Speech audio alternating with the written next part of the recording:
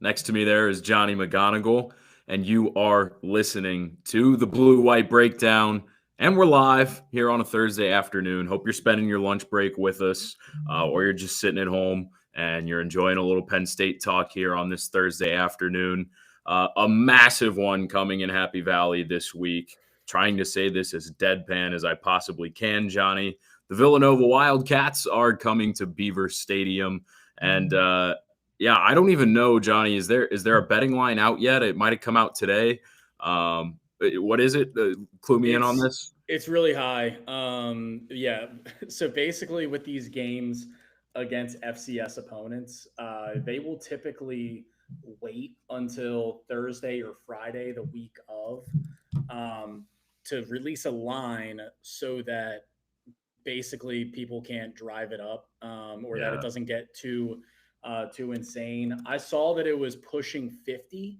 yeah, Let's see. It is 48 and a half on FanDuel. yeah. Um, Okay. which, I mean, look, Penn State was what, a 44 and a half point favorite against Nevada, did not cover. Yeah, 42 and a half point favorite against FIU, did not cover. So maybe if you're a Villanova alum or just a Penn State non-believer right now, after yeah. especially last week's game against FIU, which I know that you and Bob talked quite a bit about with Drew Hmm. Aller, Nick Singleton, etc.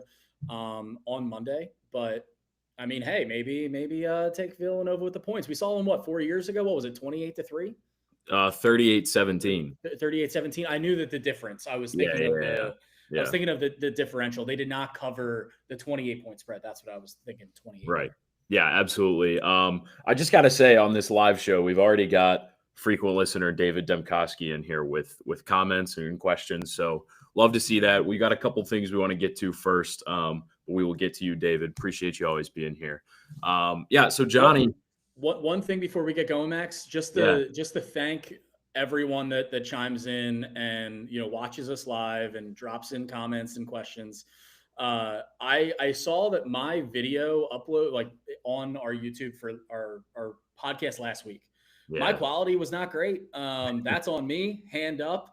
I was dealing with some Wi-Fi issues, and I thought I corrected last year. I got one of those Eero things to boost the Mhm. Wi-Fi in your house, and it wasn't great last week. So that's on me. You got to take accountability. Drew Aller admitted after the game against FIU he didn't play great. I Yeah. didn't have great connection last week. Hopefully it's better this week. I'm recording this outside of my office, so if it's not, let me know and I'll have to look into it again. But apologies for last week. Johnny, I think we're already off to a better start. I can at least see you this week, so that's a perk. Oh man, is it though? Obviously, Is it? is it? I mean, hey, to each their own. It's in the eye of the Yeah, beholder, right? So, sure is. Villanova coming in near 50-point underdogs. It's not one of those games where there's a whole lot of news during this week. There's not a lot of intrigue, just plainly put. But as you said, Johnny, there is a little bit of history between these two schools. And the last time Penn State played Villanova in Beaver Stadium, they averaged 2.4 yards per carry on the ground. Now, granted, this was the year before Nick Singleton and Katron Allen were here. It was probably the worst rushing attack in like James Franklin's career at Penn State, led by John Lovett, Kevon Lee. There was not a standout that year at all, and the offensive line was still being made over by Phil Troutwine. Not a good running team. They kind of shredded them through the air. Sean Clifford had more than 400 yards and a couple of long touchdowns to different people. But even still, this Villanova defense, still the same head coach, still running the same front. I had a story on Penn Live last night from practice where James Franklin talked a little bit about that front. They run a 3-3 stack that can cause some problems. Who knows? I think the point we're going to make eventually is Penn State really needs to have a good offensive showing here today, or this weekend, rather. But, Johnny, before we get into that, a little bit of news maybe on the AP poll side, where you are obviously a voter, a well-respected voter for multiple years now. And we wanted to kind of give your thoughts on where you've got Penn State right now. Yeah, the AP poll was in the news this week, Max. Sure was. I'll say me dropping Penn State from number one to number two was not the reason for that news. But for me, moving Penn State off that number one spot, I had them there in the preseason. I had them there after week one, after Ohio State beat Texas, which I believe I was one of 12 voters to still have Penn State number one out of, I believe it's a 62 voter contingent across the country. And I kept them there because, I still was not concerned at all about like coming out of that Nevada game. I'm like, look, Penn State, I feel the same way about them that I felt in the preseason. They were my national title pick for a lot of reasons. Mm-hmm. After that FIU game, I started, really after the noon slate, I started chipping away on my poll. And I'm like, I could have Penn State going down as far as 4. Um, I really wasn't happy at all with the kind of like, if I was a neutral or if I was a Penn State fan, I would not have been happy with what I saw in that FIU game. They hung around way too long. They just never put them away. Drew Aller, XYZ, right, was missing guys low, high, everywhere in between. Nick Singleton in the running game wasn't really going until Katron. I mean, Katron looked good. The offensive line, second week in a row that I was underwhelmed.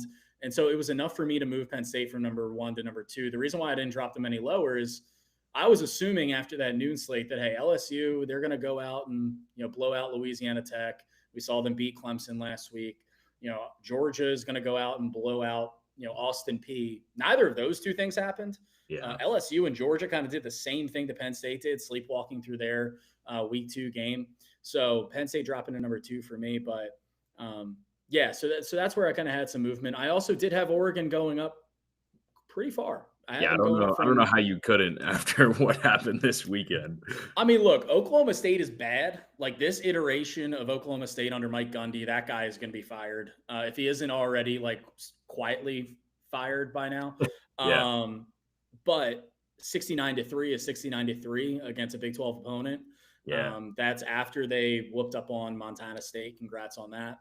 But still, those two games, I think it's 128-13 or 17 combined, margin of victory in those two games. And just from the eye test, Oregon looks good. Yeah. Dante Moore looks good. That was my biggest question around Oregon going into this year. Moving on, Dillon Gabriel moves on finally to the NFL. Dante Moore comes in, former 5-star, as their quarterback. How is he going to look? The kid looks really good. Now, How is he going to look in a whiteout in a couple weeks' time? In that environment, we'll see. But so far, I've been really impressed with Oregon. Really, really impressed with the Ducks. Yeah, we're jumping the gun just a little bit, but you and I both in the preseason were like, Oregon. I feel like Penn State could probably win that Oregon game pretty handily. I don't know that either of us feel that way anymore. Not necessarily saying we won't pick Penn State to win in 2 weeks' time, but I think that Oregon and Penn State both have done things in this early season to maybe change that tune just a little bit. You mentioned the struggles by Georgia and an LSU. I think that kind of shows alongside Penn State. There are things that just aren't smooth in the early season for a lot of teams.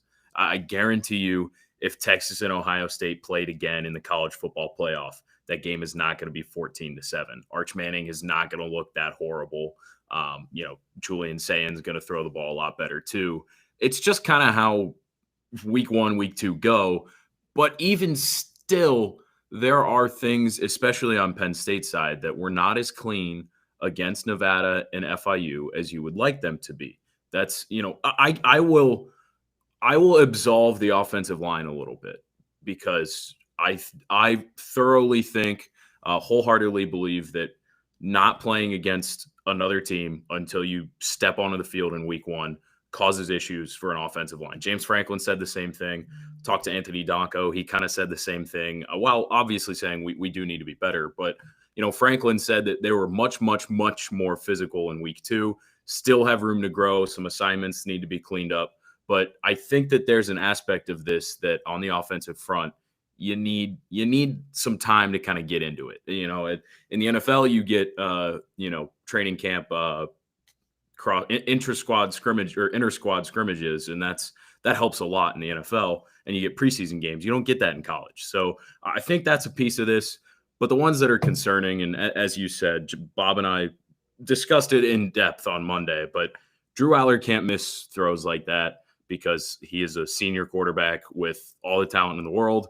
And a guy like Nick Singleton needs to take some of those 5-6 yard runs and turn them into 20, 30, 80-yard runs when they're there. And they have been there, and he just didn't do it yet. So I think that, like, again, I'm still pumping the brake. I'm not panicking yet, but like it needs to be cleaner. And Johnny, I think this weekend against Villanova, despite what the Wildcats did last time they were in Happy Valley, I think this is the perfect opportunity for Penn State to throw all the, disguising, hiding playbook plays, whatever you want to call it, out the window and just go dominate. I think that has to happen this weekend. Yeah, Max, I've got a column coming out tomorrow on Friday morning, just depending on when you're listening to this. It might already be up, but about Drew, about Nick, and about those comments that James Franklin made on Monday that I know you and Bob talked about, the let it fly, just go play, don't overthink. I've got a column on those two guys and kind of why it's important for them to do that this weekend ahead of Oregon. I mean, Oregon's coming up. Like we talked about how good they've looked. And even before the last 2 weeks, we knew going into this season that the Oregon game was one of two that could be top 10, top 5 matchups that help define a regular season. And, Drew has to look better. He's got to play. Like these are two, Drew and Nick are two of the best college football players in the country at their respective positions.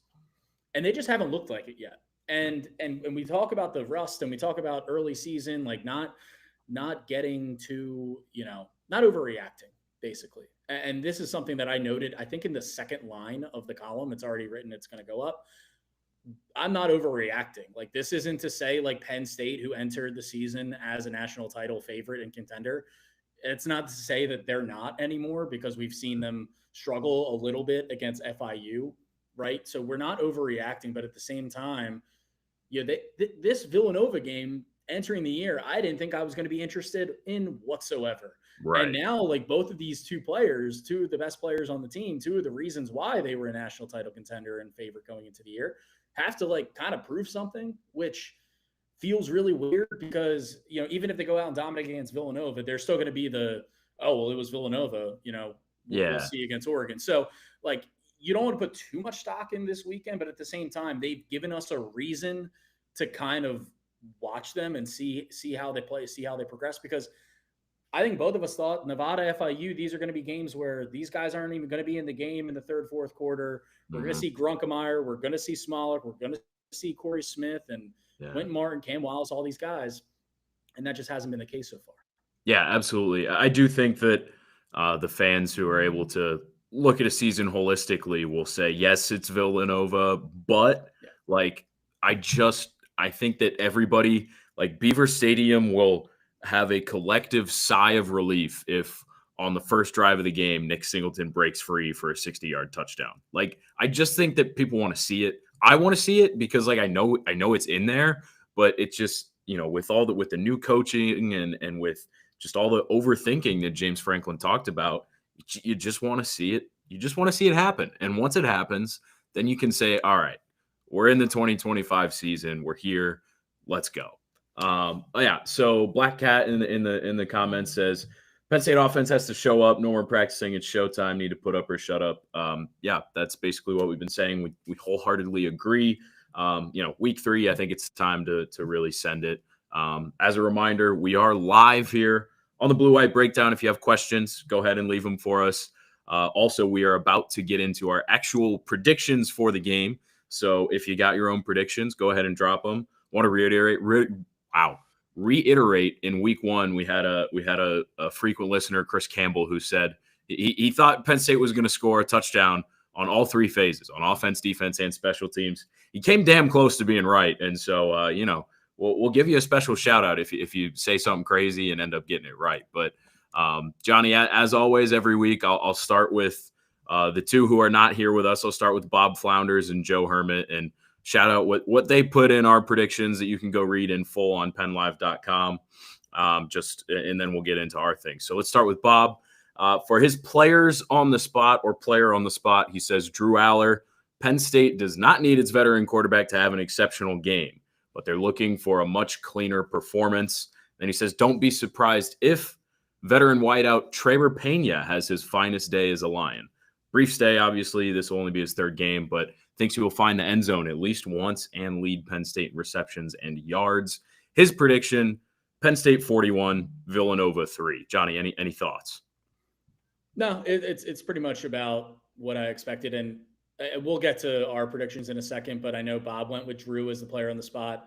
Mm-hmm. I mean, we're going to get to it. You went with Nick, right?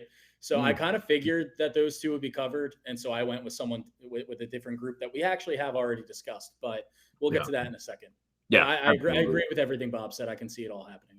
I like the pick for Pena because each week so far it's kind of been like a different guy, and I think that's deliberate for Penn State. I think they've wanted to allow Drew Aller to kind of keep building that relationship with each of the transfers. Even last week, it was Luke Reynolds a little bit. I think that's deliberate. I could see Pena absolutely having a big day against Villanova. Joe Hermit, our photographer extraordinaire, his player on the spot basically is Drew Aller. He kind of says the whole offense, minus a few splashy plays. Penn State's offense has been lackluster. Aller hasn't been sharp entering the third tune-up before the whiteout against Oregon. He needs to perform better. I love Joe's "Don't be surprised if." This is a bolder take that I love to see from Joe. He says Devontae Ross is going to score on a punt return. Mentions the 17-yarder he had last week, and I will say Ross looked really good there, and he thinks he's going to come away with one. So one of the larger margins of victory among the four of us this week. He's got Penn State 54, Villanova 3. I like it. No, I mean, I like the Devontae Ross call too.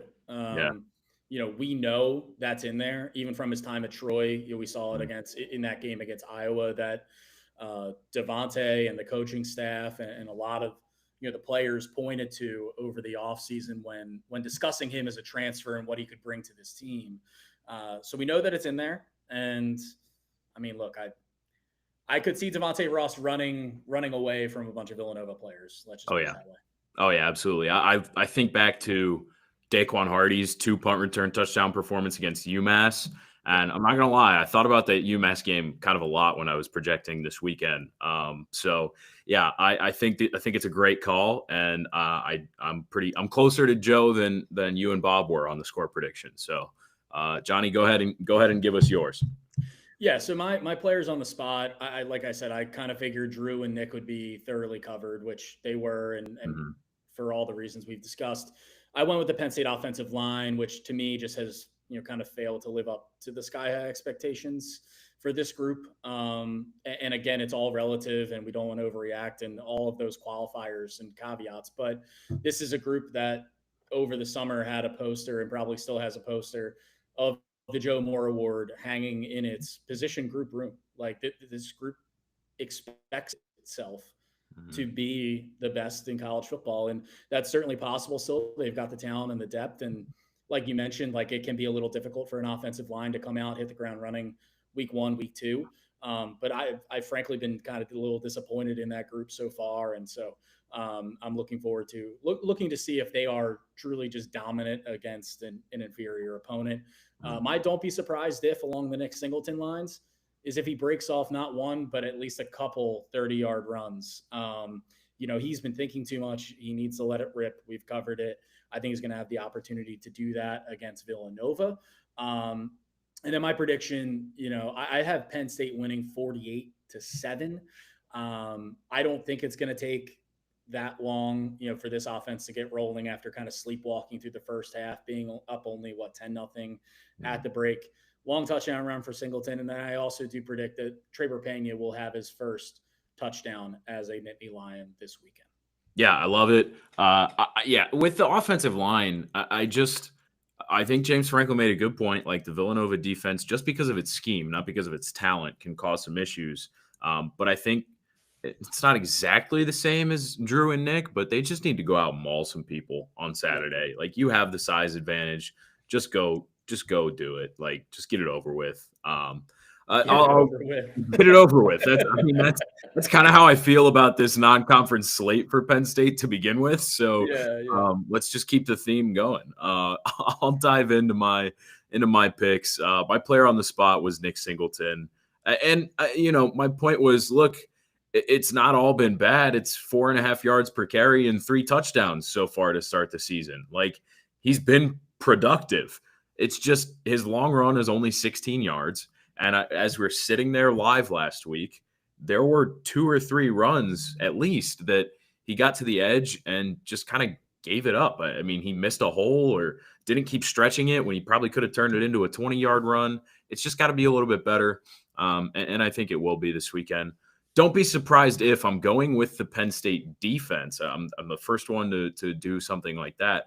I say, don't be surprised if they get 4 or more sacks against Villanova's quarterback, who showed a propensity to run a little bit in their week 1 win over Colgate. But deny Dennis Sutton has been unbelievable.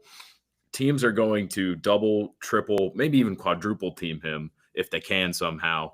And that is going to open it up for now a healthy Zariah Fisher, who really came about this close to 2 sacks last week.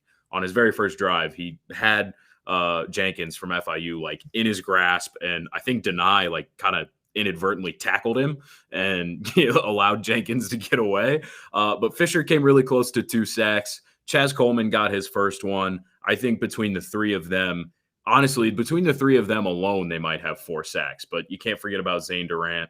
Eni White got his first last week. Xavier Gilliam's been in the backfield. I just think with the size and talent mismatch that'll be in the trenches, I really like a lot of sacks for the Penn State defense this week. And then my score, I'm going with the little bit of the extremist choice here. I'm saying Penn State 66, Villanova 7. Penn State's had a couple of 60 burgers against UMass and Delaware in the past couple of years.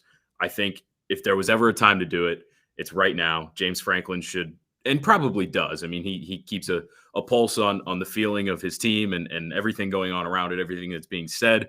I think he wants to put the gas pedal down. And actually, what I wrote in my predictions was the gas pedal's going through the floor this weekend. So I'm going with a 60 burger, 66-7 Penn State.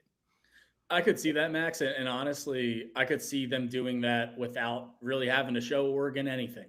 Yeah. I don't think they've really, I mean, there have been a couple of wrinkles here and there, and maybe those wrinkles are like those to put them on tape and make Like the James Franklin 2-point always says. conversion. We don't need to rehash that ugly like mess. That was atrocious. We don't need to now I'm thinking about it and I didn't want to. I didn't want to ever think about that again. My bad.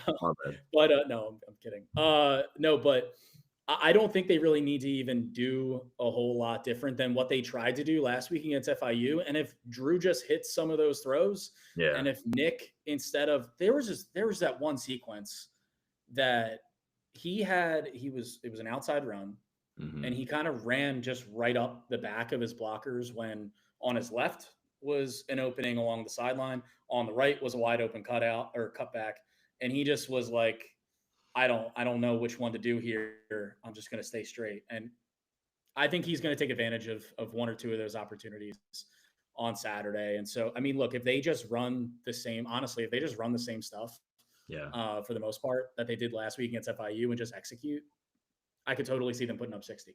Yeah, absolutely. If you're in the live chat, let us know what your prediction is. Give us a bold prediction too for the weekend. Probably going to be a lot of points, maybe even a few turnovers defensively. Let's hear it. If you get it right, we'll shout you out in the next pod for sure. Let's get to David's question that he dropped us right at the beginning here, Johnny. It's an interesting one that is a little open ended, and I'll defer to you to start. Is Danny O'Brien earning his paycheck?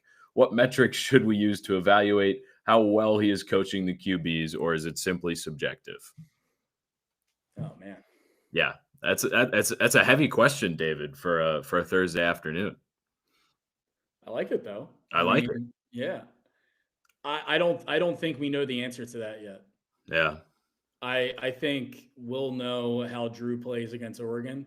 I think we'll know how he plays against Ohio State, and assuming this team takes care of the rest of its business and gets into the college football playoff, I think we'll know then. Yeah. and it's a fine line because you don't ever want to give a coach too much credit when a player is playing well because the player is going out and doing XYZ. But then you don't want to kill them when, like, if Drew throws a bad interception, like, I mean, is that Danny O'Brien's fault? Like, he'll say it is, or James Franklin will go ahead and up at the podium and say, "Oh, it all starts with me," and et cetera, et cetera. So Yeah. it is subjective in a way because I mean, how like that's a tough question. It It's is. a tough question, but I will say, from just a fundamental standpoint, from a production standpoint, when we're just looking at Drew Aller in a vacuum at the end of this season, Mhm. and then compared to what he was last year, because obviously a part of the reason why he came back was to win a national title, but also like he wanted to improve as a player before going into the NFL. He might have been a first round pick in the 2025 NFL draft, but would he have been prepared for the NFL? Is he prepared to go into the NFL in the 2026 draft when he hears his name called in April? And how he plays in the NFL is a part of that too. So like we don't know the answer now. Is my long-winded answer to that question, which is a good one. Which is a good one. I like it. Yeah, which I'll add on to that, and I think that's the right way to answer it, even though it's kind of a non-answer. Sorry, David, but Yeah, like it's tough. Yeah, it's tough. Drew came in as such a toolsy, talented quarterback, and his first because you got to factor in Andy Kotelnicki and James Franklin into this as well. His first offensive coordinator was Mike Yurcich, who was, let's be honest, was an absolute disaster of an experiment at Penn State. It just didn't work out. James Franklin kind of backed the bus over him a couple times after he got fired, and like No, inadvertently or indirectly, I mean, it just wasn't good. Drew had that to start out with, and then I think once you get to the next, what you have to quantify it with is when Andy Kotelnicki and Danny O'Brien get their hands on him. Did he improve? And I think plain and simple, the answer is yes. He may not be the best quarterback in the country like a lot of people expect of him or think he could be, but I think the bottom line is yes, has improved by quite a bit since he first became a starter at Penn State. And I think that's if you are truly putting on objective goggles and looking at it, I think that is plain and simple the truth. And so I think that yes, to this point, he probably is earning his paycheck because it's also hard when you have a guy that's as talented and as like kind of nationally recognized as Drew Aller to change a ton of stuff. Like that's a lot of that's already there. Some of it comes with the mental side of things, which we, obviously have some questions about with Drew Aller, and but also sometimes that's hard to coach. I just think when you look at it, you have to say, has he gotten better in his 3 years as a starter? And so far, the answer is yes. We'll see if that continues this year. But yeah, so far, I would say yes. He's done a fine job with Drew.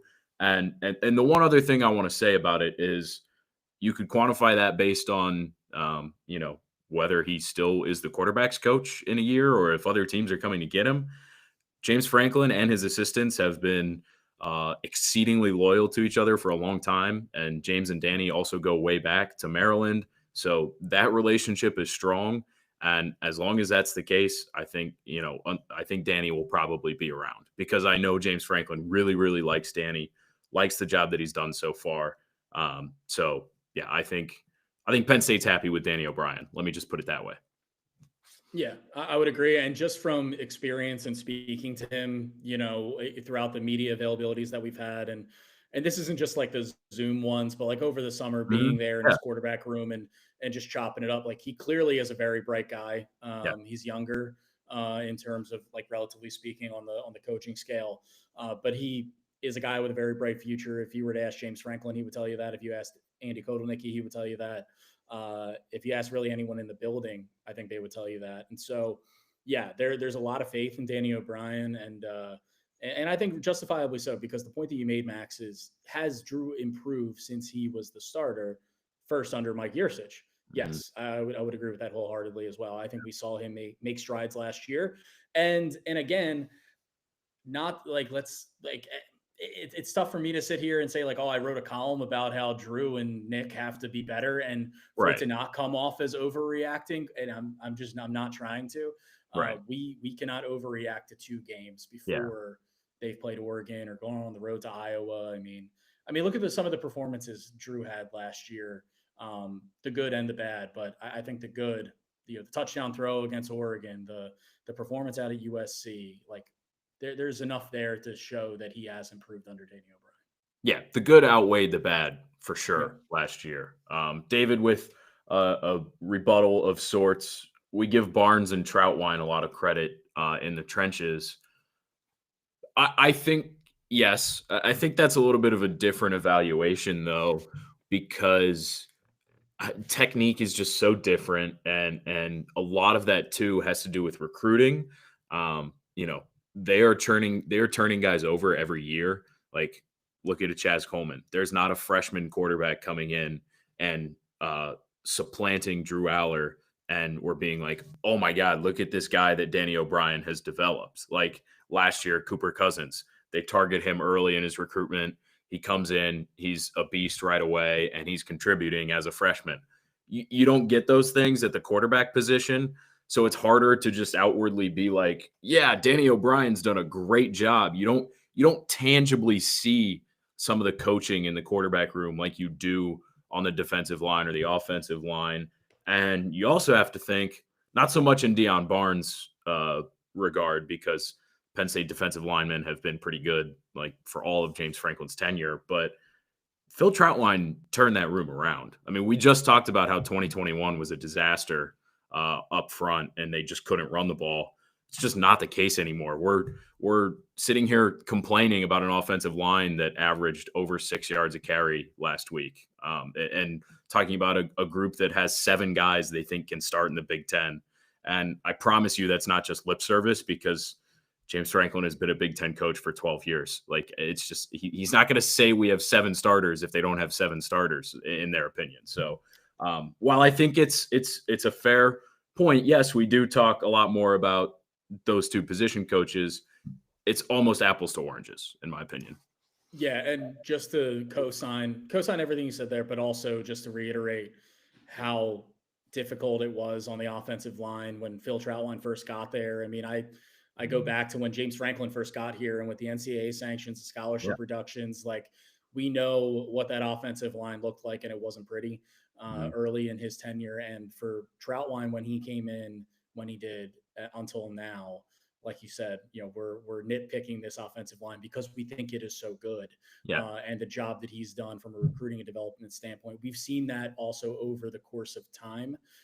Danny O'Brien, has only officially been the quarterbacks coach for a couple of years, so Yeah. a little bit of a difference there as well. Yeah. Like, let's see how Grunk does if he's a starter next year. Like, Yes. that could be a better qualifier. Yeah. But that was a really good question, David. I think Johnny and I both really appreciated that, to get the wheels turning and have a little in-depth discussion here. And anybody is always welcome to ask a question like that. It doesn't always have to do with the upcoming game. Just give us something, and we'll run through it. We got a couple of predictions. David, of course, being an active member as always, he likes back-to-back shutouts for Penn State, 56-0. He says Aller and Grunk both get 2 touchdown passes.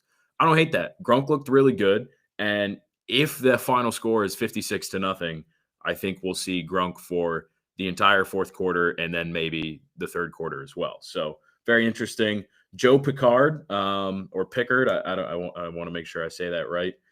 He says Penn State 52, Nova 0. Another shutout. That's bold. Both RBs break long ones, and Drew has 2 beauties. I'm on board with all the offensive stuff, and I do genuinely think Penn State's defense is capable of another shutout, but I didn't predict it because it's really hard to shut teams out in back-to-back weeks. Yeah, and realistically, FIU could have had points on the board last week if they chose to, right? And I mean, I love their decisions when they did to go for it on 4th down, even though it didn't really work out a whole lot. Yeah. Because hey, you're here, you're at Beaver Stadium, you're going up against Penn State, and I mean, shoot, that was a 10-0. Like it Yeah, was, it was close at that time. yeah. So I love it. They could have taken a couple of sad field goals, but credit to Willie Simmons and FIU for not doing that. But it is tough to go back to back shutouts, but it's also Villanova. It's also Jim Knowles' defense. It's also Yeah. denied Dennis Sutton breathing down the necks of an FCS offensive line. So Yeah. That Yeah. should be fun for them. It absolutely could happen. Don't get me wrong. Just the last thing I wanted to say, FIU's FIU's interception, the one that was thrown directly in the hands of Alonzo Ford, came deep in Penn State territory too. There were just some mistakes that there definitely could have been points, but they weren't there. David, FIU coach has class. Yeah, I was really impressed with Willie Simmons. I said as much on Monday's pod with Bob. I think he's got a bright future as a coach. Johnny, just to kind of wrap this up, as you know, one of the other weekly staples we have here, my stock watch came out this morning. You can go read it on pennlive.com if you'd like. I'll get it out of the way. This was an easy one, honestly. This was the easiest one of the three that I've written so far, and that's because the two that I picked that are trending downward are the guys that we spent all week talking about. I don't think I need to rehash why. It's Drew Aller and Nick Singleton. Again, Stockwatch is not like I'm out on these guys. It's just it's not been good lately, and it needs to be better. That's what we're talking about. But the positives, Johnny, I think that there are some fun stories here and worth a little bit more discussion. I'll give you the three, and I'll let you react. Got Luke Reynolds, Chaz Coleman, and Zariah Fisher. Yeah, I love all those. Specifically, Chaz Coleman, man. Like, Yeah. I just like it's one of those where he flashed in week one, and you hear in the preseason about a freshman defensive end who's going to come in and make an impact. And typically, when coaches like and James Franklin and his staff, like they don't really BS when it comes to whether or not a guy is going to make an impact, whether they're a freshman or whatever. They're typically they'll shoot you straight on that. But even hearing that though, still being like, all right, like true freshman defensive end, we'll see. Yeah. And I've just been really, really impressed with him. It wasn't just the fact that it was a scoop and, almost score, but it just the way he gets off the ball, the way his motor, the way he plays, like it's just a little different. It's just a little different. And I like the shout out for Zariah Fisher too, because we know the trials and tribulations injury wise that he's been through over the course of his lengthy Penn State career now. Yeah.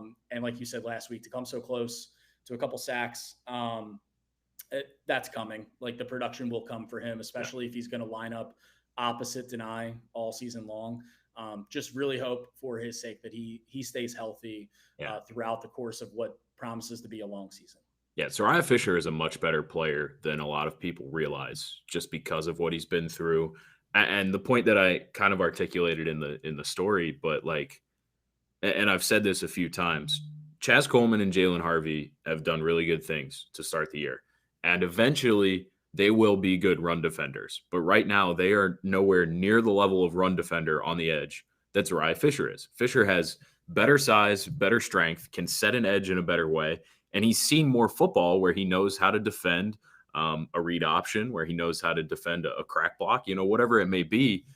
Having that experience, having that option ahead of those two young guys who can learn from it and also just not have to be on the field for some of those situations and can really just get out there and rush the passer, that is really valuable. So Zariah Fisher, even though no splash plays to this point, really, really valuable piece to that room. Chaz Coleman, just the one thing I'll say, and Bob's hit on it a lot, the guy did not early enroll. He got here in May, and he's doing this. He got here in May, and he gained about 25 pounds, and he's already doing this in the season. And just to take it a step further, he didn't play defensive end in high school until his senior year. He played quarterback all the way until his senior year. I mean, it's unbelievable. It's something we're going to talk about throughout the entire season. It's just unreal, and it's really good. And Luke Reynolds, just to wrap it up, career high in targets. Khalil Dinkins had a couple drops. Reynolds kind of seems like he could become a safety net for Drew Aller in the passing game. Really talented kid. I loved his physicality in the catch and run on Saturday as well. He had one or two that were really impressive, knocked some guys down. So I think that's it for me today, Johnny. Yeah, same. I mean, look, I'm looking forward to watching this weekend, and not just Drew and Nick and the offensive line, but everyone, because this is the last look we'll have at Penn State until they play Oregon. They've got a bye week next week, and then they got the Ducks coming to town for a whiteout. I won't be at Beaver Stadium this weekend. I'll be in Kansas City. That's right. Flying in ahead of the Eagles' high-profile game against the Chiefs on Sunday. But look, I've got to find a spot that's gonna put on FS1 for Penn State Villanova, where I'll just hang out in the hotel room and watch it because that'll probably be the easiest option to keep tabs and obviously keep a close eye on what's going on in Happy Valley. You and Bob and Joe Hermit will be there, boots on the ground, providing all the great coverage there. So very much looking forward to reading what you guys write off of that game. I'll still have my AP poll on Sunday morning. Maybe I'll find my way to a Missouri Tigers bar, Max, and watch some Bo Perbula and fighting bows. Maybe I'll see a Perbula jersey or two, and that could be something. Who knows? Maybe keep an eye out for that if it works out next week. Yeah, absolutely. I don't think any of us a month ago would have thought there would be so much intrigue going into a game against Villanova, but here we are, and it's just got to be. It just has to be what we expect of Penn State. Is all. I think that's the bottom line. We're not asking for anything out of the blue. It just has to be a little bit better, and I think it will be. Appreciate you if you guys were here tracking live with us. It was another fun one today. Fantastic question from David Demkowski. I'd love to get a few more of those types of questions where you can kind of dive deep into what we've heard over the past few months and years here at Penn State. Really thought-provoking, good question. Great predictions. A couple of shutouts. We'll shout you guys out next week if you're right on that. But make sure you're following us on socials. Subscribe on YouTube, or if you're listening on a podcast, follow it there. Keep listening. Keep reading on PennLive.com. Go subscribe there, and we'll be recapping Villanova all weekend. So stay tuned. Thanks.